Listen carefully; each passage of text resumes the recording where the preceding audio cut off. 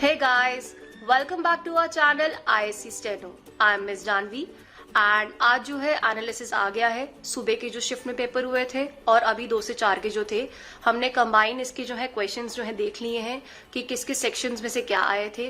तो हम अभी स्टेप बाय स्टेप जो है अभी आपको बताएंगे कि किस किस टॉपिक में से क्वेश्चंस आए थे, आपको क्या क्या टॉपिक प्रिपेयर करने हैं अपने एग्जाम के लिए। अगर आपका अभी होने वाला एग्जाम तो आप यही टॉपिक्स जो है प्लीज जरूर देख के जाना, क्या पता इसमें से क्वेश्चन रिपीट हो जाए। ठीक है, सबसे पहले एक चीज मैं बता देती हूँ कि पेपर का लेवल कैसा था। पेपर का लेवल अगर हम कहें, मैंने पूछा, काफी स्टूडेंट से पूछा, उन्होंने बोला कि कुछ कह रहे हैं मैम इजी था, कुछ कह रहे थे मॉडरेट था। डिफिकल्ट ज्यादा किसी ने नहीं कहा, तो उन्होंने कहा कि मॉडरेट लेवल का आप कह सकते हो, पेपर मॉडरेट था हमारा। तो मैंने कहा ठीक है चलो मॉडरेट था। तो उसके बाद पूछा मैंने कि आपकी लेंथी था पेपर की नहीं था। तो काफी स्टूडेंट्स ने कहा कि मैम इंग्लिश थोड़ा सा लेंथी हो गया था, क्योंकि पैसेज उसके अंदर जो आए थे वो जल्दी सॉल्व नहीं हो रहे थे। तो इससे ये पता चला कि जो आपके कल के एग्जाम हुए थे 11 नवंबर के, वो थोड़ा बेटर था, थोड़ा सा इजी था एज कम्पेयर टू आज का 12th का। ठीक है, इसमें क्या है, पैसेज की लेंथ थोड़ी लंबी थी और थोड़ा सॉल्व करने में टाइम लग रहा था। ठीक है, उसके बाद जो है आपका पैसेज के अलावा क्लोज टेस्ट जो थे वो ठीक थे, मॉडरेट लेवल के थे, इजी नहीं थे। ठीक, तो उसके बाद है डायरेक्ट इनडायरेक्ट और एक्टिव पैसिव। जैसे मैंने आपको कल वीडियो में भी बताया था कि जो है इसको आप नॉर्मली क्या करते हैं, हम लोग डायरेक्ट को इनडायरेक्ट में कन्वर्ट करते हैं, बट अब क्या हो रहा है, इनडायरेक्ट को डायरेक्ट में क्वेश्चन में दिया हुआ है। इससे क्या हो रहा है, जब क्वेश्चन आता है तो माइंड पजल हो जाता है कि भाई ये तो इनडायरेक्ट है, इसको डायरेक्ट में करना है। तो इसीलिए मैं आपको सजेस्ट करूंगी कि आप जब प्रैक्टिस कर रहे हो आप इनडायरेक्ट को डायरेक्ट में करो, ताकि वो आपको प्रॉब्लम क्रिएट ना करे। क्योंकि पेपर में जो है क्वेश्चन ऐसा नहीं कि 10 क्वेश्चन इकट्ठे तुम्हें दे देंगे कि भाई इसको डायरेक्ट से इनडायरेक्ट में करो, ऐसा नहीं है। अब वो क्या कर रहे हैं, मिक्स करके दे रहे हैं, एक क्वेश्चन एक्टिव पैसिव का, एक क्वेश्चन डायरेक्ट इनडायरेक्ट का, और वो भी रिवर्स करके कि इनडायरेक्ट को डायरेक्ट में करो, पैसिव को एक्टिव में करो, इस तरीके से दे रहे हैं। तो प्रैक्टिस उस हिसाब से करके जाना। ठीक है, आपका डायरेक्ट इनडायरेक्ट और एक्टिव पैसिव का जो है मॉडरेट लेवल रहा है, कुछ ऐसा जितना वो नहीं था, मुश्किल नहीं था उसके अंदर।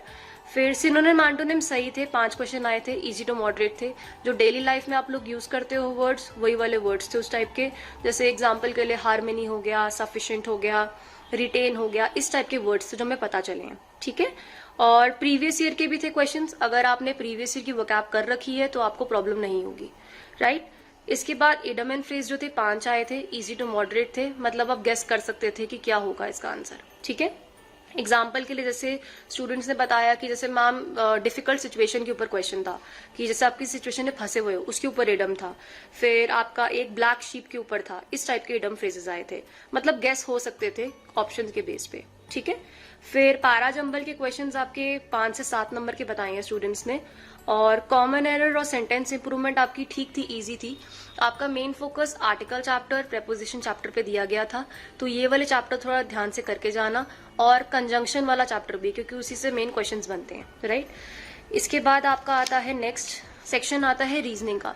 रीजनिंग में सिलॉग और वेन डायग्राम को मिला के अराउंड 6 से 7 क्वेश्चंस बच्चों ने बताए हैं, तो इजी बताए हैं कि ठीक थे, सॉल्व हो गए थे। सीरीज के आपके 7 से 8 क्वेश्चंस थे, जिसके अंदर आपका नंबर सीरीज था और अल्फा न्यूमेरिक सीरीज कंबाइन था, जैसे हमेशा आता है।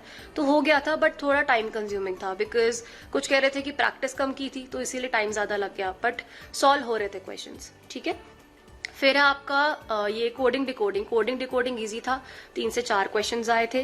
ब्लड रिलेशन का भी इजी था, मतलब जैसे कल वाले पेपर में क्या था कि जैसे पैटर्न दूसरे टाइप का आया था, A+B जो है फादर है, उस टाइप का नहीं था, ये बहुत आसान था, तो ये आसानी से हो गया। डायरेक्शन के क्वेश्चन भी इजी थे, मतलब माना जा रहा था कि शायद टफ आ जाएंगे, कि आपका ये शैडो वाले क्वेश्चन पूछ लेंगे, बट पूछा नहीं था, नॉर्मल था कि डिस्टेंस काउंट करना था।